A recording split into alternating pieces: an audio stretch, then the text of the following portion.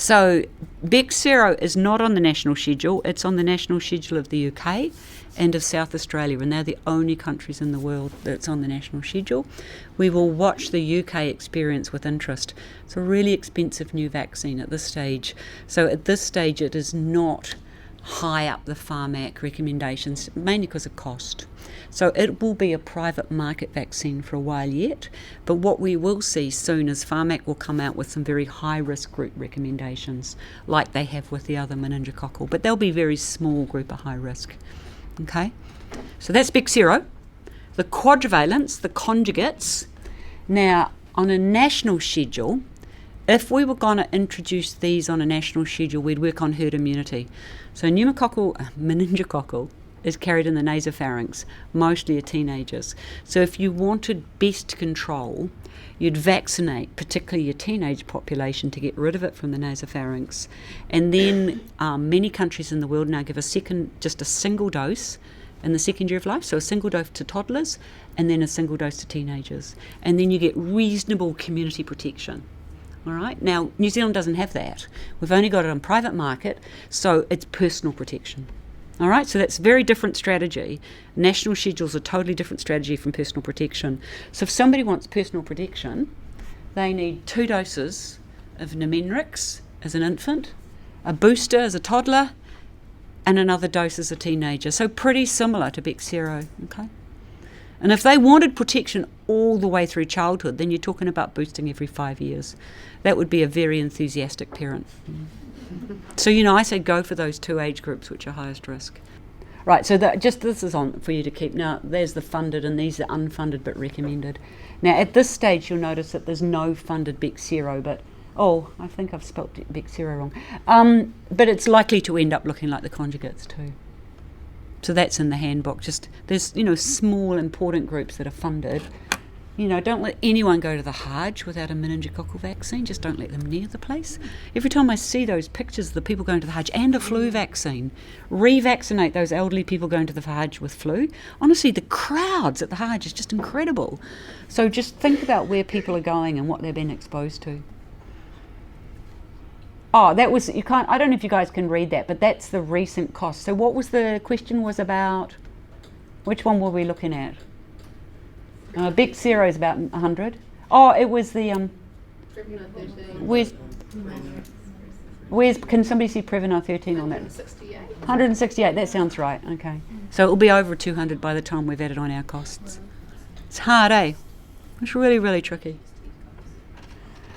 Now, the other tricky thing is that there are some high-risk groups that Pharmac funds. Now, they, in any one general practice, really small numbers, so we don't remember. I think we all know about asplenics, but we don't remember about the rest of them. So, following chemotherapy, we've actually got quite a few people following chemotherapy. I think we'll all remember cochlears, but we don't necessarily, we'll remember stem cell transplantations, but contact with hepatitis A. There's some really rare small things, and it's very hard to remember all these high-risk groups. So I guess I'd turn it around and say we're not going to remember all of these, and until we've got a better way of sucking them off our PMS and telling us systematically what to do, it's actually very hard to remember. So I would reverse it, and every time you see a patient with comorbidities, think, is there a vaccine that could help here? And turn it around that way, and then go and look and see if it's funded. Because I will never remember this funded list. Yeah, it's just too hard to remember. I do want somebody to try and figure out how we can get it better, more systematically off the read coding. So the shingles, look, we thought the shingles vaccine would be all right. We used live attenuated vaccines in kids. It was sweet. We've had no problems. It just didn't dawn on us that a 65-year-old is not the same thing as a 2-year-old. And the number of, I don't know why it didn't dawn on us. And the number of 2-year-olds who are immunosuppressed are minute. So the errors with MMR or varicella is very rare. But the errors with 65-year-olds who may have had a myeloma buried in their historical notes, and who may be immunosuppressed and we haven't figured out the dose of DMARD or prednisone, we've had quite a few errors. Okay, so my advice around shingles vaccine and immunosuppression is be very cautious. err on the side of conservative with the shingles vaccine. Overdo your panic with the shingles vaccine and think again, could this person be immunosuppressed, from a medical condition or from a drug? Now, what about this scenario? So Dave's 58, he wants a shingles vaccine, he's just had shingles and doesn't want to get it again. Wasted time. He's just had shingles, he's just boosted his cellular immunity, so save his money, So he must well wait a while.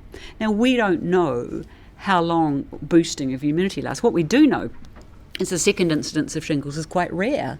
So Dave actually, he's probably, less gained from shingles than anybody else. And of course, the people who want shingles vaccine are the people who've had shingles. It's always the way, isn't it? So people who've had shingles, of course, they can have the shingles vaccine, no problem. The gains are a lot less.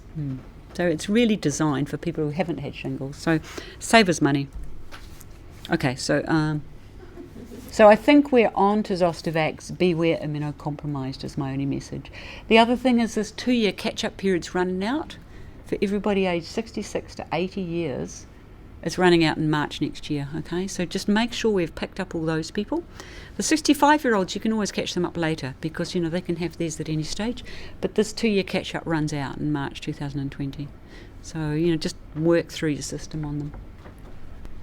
Okay, so this is my point about immunocompromised, okay? We're seeing quite a few of these. That's what the table I just talked about in the handbook, okay, which is quite useful. I find that quite useful. I refer to that quite a lot. Contraindications, same point, okay? It's the same general point. And that's on our website, so screening tool for practice nurses, checklist for the shingles vaccine. We've just heightened the issue around shingles just so people are more aware of it. There is a better shingles vaccine internationally. There's a subunit vaccine called Shingrix in a 2-dose. It's not live attenuated, but the North Americans are stealing all the supply, so we're probably not likely to get it for quite a few years. And it's really effective. It works effectively with the more mature immune systems, which is unusual. Okay, this is a small point. Don't bother checking varicella serology except in this very rare case of HIV, okay? Or if you're anticipating somebody that might become immunocompromised. So on the whole, you're not worried about varicella history, okay? So this is our website has got this list of funded high-risk things, and you can put your cursor over that and it'll tell you what vaccine and schedule to use. So it's just trying to help make it easy for people because it is really hard. Okay, so the future. Are we going to get way more vaccines on the schedule? Probably not, you'll be pleased to know. So, we've had an explosion of vaccines in the last 10, 20 years. So, the immunisation, vaccination world really took off in a big way. But it's fairly unlikely at this point that there are going to be huge, big blockbusters coming up. There's one big paediatric one that we're dreaming of, but the clinical trials aren't so impressive. So RSV vaccine is what I'm hanging out for. You imagine a vaccine for bronchiolitis, the holy grail. And South Auckland has been involved in a clinical trial. We're going to hear their data in a few weeks. I think it's averagely not great. So whether we're going to see the RSV vaccine soon, I don't know. But an RSV vaccine to me would be a winner, Whether you give it to the pregnant woman or the infant, reduction of bronchiolitis would be traumatic. The others, less so really. So the world is still struggling. There is a world malaria vaccine. It's about 30% effective, which is probably worth using, but, I still am suspicious that just medical therapy would be just as good. They are using the malaria vaccine now in Africa. HIV, they've got lots in clinical trials, mixed results, still no blunderbuss HIV. TB, we're still using traditional BCG. There's some newer ones coming, some variants on it, and none of them are looking absolutely brilliant at this stage. So the big biggies we're still struggling with. RSV we hope for. And did people know the story of the dengue vaccine? No. Oh, the dengue vaccine's so sad. So there is a dengue vaccine around, okay? But the problem is that the dengue disease, when you catch dengue, the first time you catch dengue it's quite mild. The second time you catch dengue, it's more severe. So there was this dengue vaccine that looked really effective in the clinical trials, but there were some safety signals suggesting that in younger children, there might be some warning signs that you could get more severe dengue. So the suggestion originally from our level, the SAGE committee, was to only use it in very highly endemic populations. Now, the Philippines went ahead politically and used it. Now, the Philippines, reasonably high endemicity, but not very high endemicity. And what they saw were some cases of more severe dengue. Because I think what you're seeing is if somebody has not already been pre-primed, the vaccine acts like the first wild disease, and then when they get the second disease, they get it more severe. So it looks like it's causing more disease. Now, when you do the arithmetic, if your endemicity is high enough, you're still reducing loads and loads of disease. But what happened in the Philippines is it hit the social media, went out widely on social media. They then started creating a whole lot of other issues that probably weren't even related to the dengue vaccine. And the Philippines immunisation program has just crashed. The whole program, not just dengue. So one of the reasons we're seeing measles from the Philippines is because of what went wrong with the dengue vaccine, which is heartbreaking. So at the international level now, we now recommend you can use the dengue vaccine, but only if you've pre-tested an individual for existing immunity. Now that essentially kills public health vaccines dead, because there's no point of care, effective, highly sensitive, highly specific test for dengue immunity. So good vaccine could be used in highly endemic areas, could certainly be used for people who've had previous dengue to boost, but at this stage it's been done by the Philippines experience. So that's a very sobering story. We've got some really good Ebola vaccines now. We've got really effective Ebola vaccines. I think the thing we learnt about Ebola vaccines, I mean, firstly, we bloody don't need an Ebola vaccine. We need to improve health services in Africa. You know, it really pisses me off that we're using a vaccine to solve poor healthcare services. But we have got first-line Ebola vaccines really good. But they did the clinical trials because it was attached to a varicella stomatitis virus, which is a harmless virus, but there's a theoretical risk of harm. They did not use it in pregnant women, lactating women, or children. So the first vaccine to come off the post was not allowed to be given to pregnant women, children, and lactating women. Frontline healthcare providers in DRC are pretty well all pregnant and lactating, and they've all got kids. So it was really unethical. So we pushed very hard to say, use this vaccine. You know, if I was a frontline pregnant healthcare provider in DRC right now, I'd run the risk with full informed consent. You know, it's a low risk. So anyway, they have shifted, you'll be pleased to know, and they've started now using it. I can't believe they didn't give it to lactating women, you know. So they've started finally giving it to lactating women, pregnant women, and kids from 6 months of age and older. But it was a bit of an international battle, you know, the ethics of the two sides. And they're going, well, what if something went wrong in a pregnant woman and it would mess up your vaccination program from a communication point of view? So, you know, it was a bit of a battle, but Ebola vaccine has now been used widely, but it won't solve the problem. I mean, the problem is the healthcare services. Talking of vaccines and pregnancy, the other thing that's come up recently is MMR. If you accidentally vaccinate a pregnant woman with MMR, do not panic. There's a very large international database following accidental vaccination to show that there is no risk. Okay? I've had 2 in the last few weeks where people were going to go for terminations. Yeah, and one was advised in Auckland by a gynaecologist. Yeah. So it's just like we have got good international data. The WHO advises, okay, we don't advise vaccination, but if it happens accidentally, there is no evidence of harm. Okay, so reassure women if it does happen, because that would be just a tragedy. Right, major challenges. We're getting to vaccine hesitancy. Right, so we've talked about our biggest challenge, I think, is pertussis and flu. I've shown you guys, have you guys seen this picture? I love this picture. This is Wellington Flu. So when we made Lord of the Rings, and you know the big battle scene was up at the quarry just up the road? Yeah. And the day they did that, they pulled in half of bloody Wellington to be the Urukai, not orcs. Apparently they're Urukai climbing over the walls. So half of Wellington were Urukai, and apparently it was really shitty weather that day. And it poured down and poured down. And then general practice in Wellington 4 to 6 days later started seeing flu going through Wellington. So it's a Wellington flu. It was very cute. Right, so these are the challenges we've got. We've got disease challenges and we've got coverage issues. I always put this guy up because Waiheke Island, and I love Waiheke Island to bits, has really, really, really high rates of animal immunisation. No. So what is going on? You know, is there an ethical problem that they don't mind poisoning their dogs and pussycats? Or is there something weird going on in Waiheke Island psyche that the kids are under-vaccinated? Right, just to remind ourselves about missed opportunities, because in terms of under-vaccination now, there's still a lot of missed opportunities. So, my kid is sick. My kid's got an ear infection. My kid's got a runny nose, got a cough. Unless they're systematically unwell, vaccinate. There'd be a case to be made if they're on steroids to delay, I think, because there could be some blunting. But other than that, vaccinate them all. So I think we're underdoing it. Obviously, I tend to say to people, if you've got a cold, your cold may still get worse, but it's not the vaccine that's doing it. So I sort of prepare for that. In the same way, if I'm giving flu vaccine in the first trimester, I always say, look, there's a high risk of miscarriage in the first trimester for anybody. It's not related to the flu. I'm just sort of preparing for my own disaster. It'll happen one day to one of us, Every time around New Zealand, there's always a cot death a day after a vaccine. These things happen. So preparing people that the vaccines are not related, okay? On antibiotics, on asthma treatment, go for it. Just remember that there's hardly any contraindications.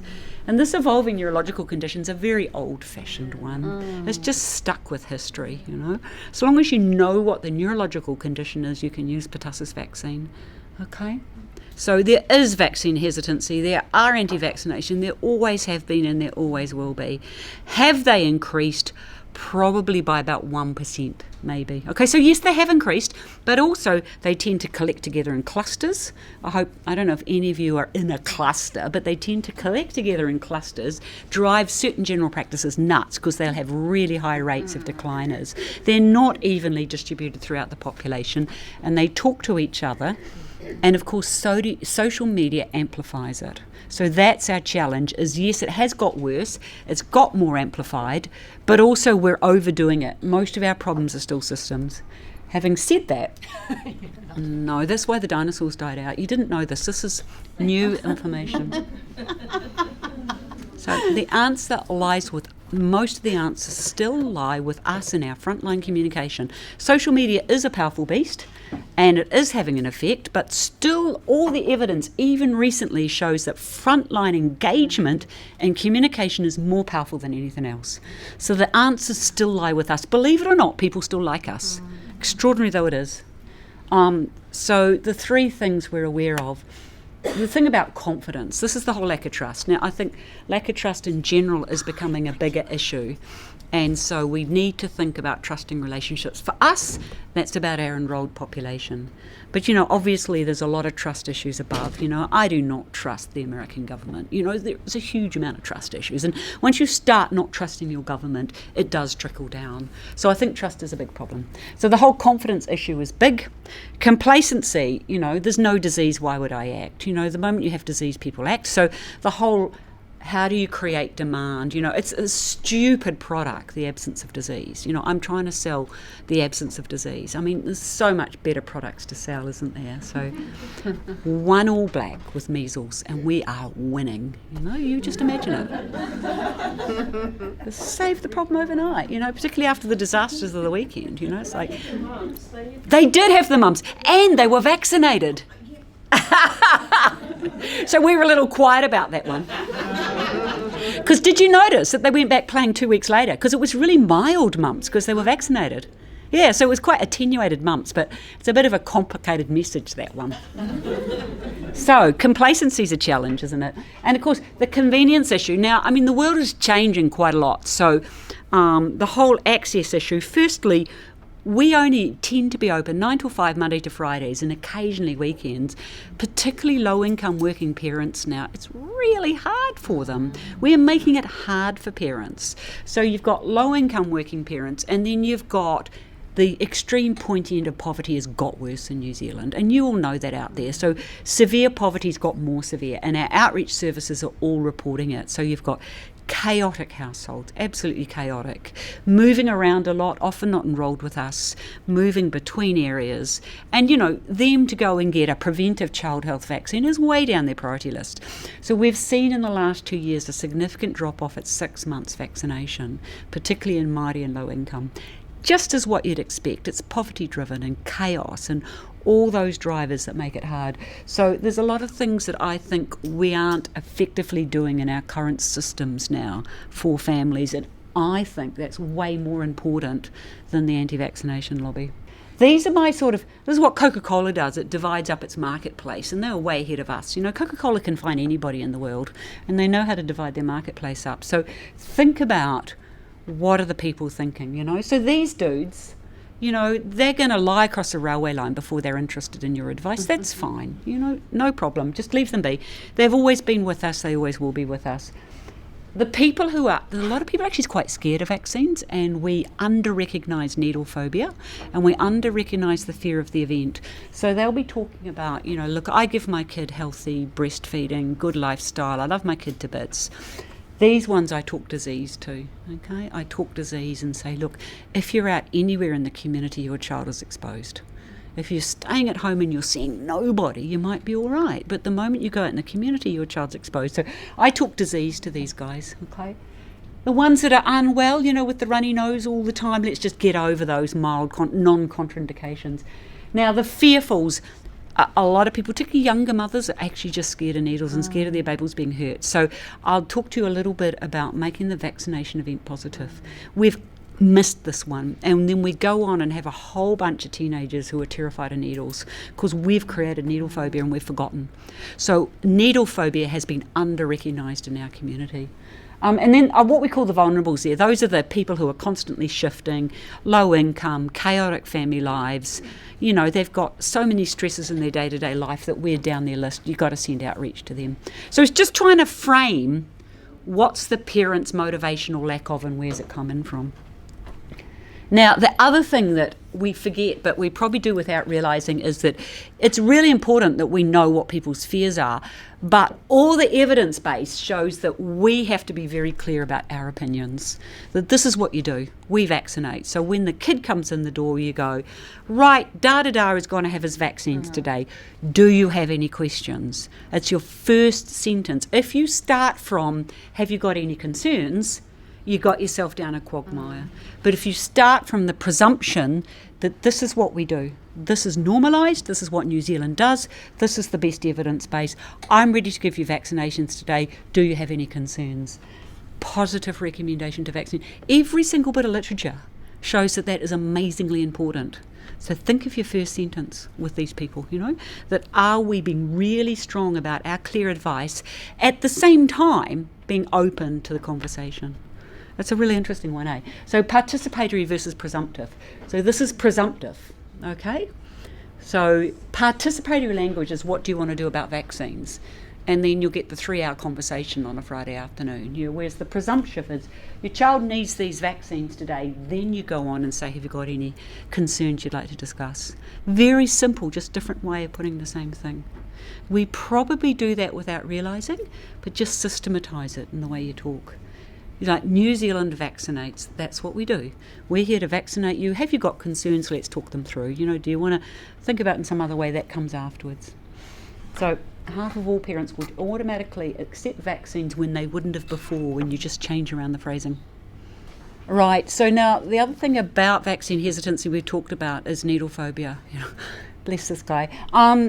And needlephobia we have unrecognised. I forget before I went to med school how scared I was of needles. You sort of forget now, right? You just got used to it. And particularly teenagers are very scared of needles. And a lot of the whole HPV argument, I think we're under-recognising just general fear. And so they'll create it in another way, and they'll put another reason behind it. It's often just needle fear. So one of the things we've done at the international level now is really talk harder about what is the evidence base behind a positive vaccination event. And there is some evidence base behind it. So if you breastfeed throughout the event, the sugar in the breast milk reduces the ouch pain of the immunisation. So breastfeeding all the way through the immunisation event, using a rotavirus vaccine first, because the sucrose in the rotavirus vaccine reduces the ouch factor for the injectable vaccines. So some of these things do make a difference. Preparing with the parents, proper cuddling techniques, appropriate distraction. There's some beautiful Canadian resources for people who like them. And the Australians, this group called Sky, are developing some really good stuff around conversations with vaccine hesitant parents. See, I think, I was starting to rabbit on about informed consent. And I think one of the problems is this is really internationally, this really weird research term called salutogenic parenting. But it made sense to me. So parents nowadays are meant to solve everything for their kids and be the final arbitrator of all the decisions. So as a parent of a young baby nowadays, a lot of people feel under huge pressure to make the decisions fully themselves. Previously we were completely paternalistic and you do whatever your doctor was told, but we've got so far the other end now that a parent feels under pressure to become their own doctor or their own nurse. So the salutogenic parenting is where a parent feels they have to synthesize and make the decisions fully themselves. And that means they'll go and do all their research on Mr. Google, they'll freak themselves out, they won't trust the medical advice, and we've gone very far down that. So I think the conversations with these people about supporting them through the fears on social media, how they think it through, what are their worries, how can you support them through it. In the end, if they've got a good relationship with you, they'll get there. But it's hard, it's really hard, Now, the other thing we've learnt in the last few years is we learnt a lot from MMR and autism, is that we should not repeat the myth unless we need to. So, where there's smoke, there's fire. The more people talked about MMR and autism, the more people just embedded in their brains MMR and autism. So every time I got up 20 years ago and said, there is no association with MMR and autism, I embedded the association in people's brains. So we're moving away from doing that now. So you don't talk the myth first and you avoid repeating the myth. So there's a couple of big myths out there with HPV vaccine. I wouldn't start from talking about the myths, and people will come and tell you all these scary associations with HPV vaccine, and you will talk the underlying issues. You'll talk the HPV vaccine, you'll talk the safety, and then at the bottom of it, if they ask you, you'll go, there is no association. But the more we talk the myth, so if I can say to you, HPV, complex regional pain syndrome, you will walk out of here and think, oh my God, HPV, complex regional pain, what the hell's the association? And in that way it gets embedded. So we're trying to avoid talking the myths until we have to. We direct the conversation to the disease and the effective action we can take. So this is like road traffic safety. You can show all the nasty things you like, but if there's a positive outcome to reduce the nastiness, so disease and the effective action.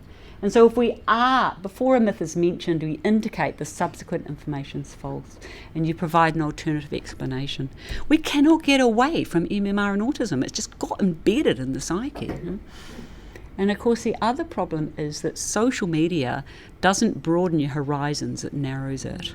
And we've only realised that in the last 4 or 5 years that, when you go on social media now, if you've had a holiday to Spain, you are flooded with Spanish material for the next 6 months. So social media is honing in on your focus. It'll hone in on your political focus, it'll hone in on your interests. I think, I once made the mistake of looking at lingerie on my husband's website. The poor man, and it was a university website, and he was getting flooded with lingerie. Oh my God, and how would you defend yourself in a court of law? So didn't Facebook ban anti-vaccination? Well, they haven't. They've talked about it. I thought they had. Yeah, no, they've talked about it and they're talking about how they could do it. They've still got a long way to go. It's actually quite hard to do. They can't even ban violent crime, and so they've got a long way to go in how to regulate it. So just to remember that social media is narrowing, not broadening, and to help people work through that is really hard. And then my final one on this is trust. So we can't solve this one. We can do a little bit to solve that one, but this is what is really important to us, is to, in the end, we offer the best advice, the best knowledge we have. We ain't perfect, but if we've got a good trusting relationship, thank God that still holds, and luckily people still believe in that. And that's what I think, our therapeutic relationship is probably the most powerful thing we've got, and we've got to hang on to that.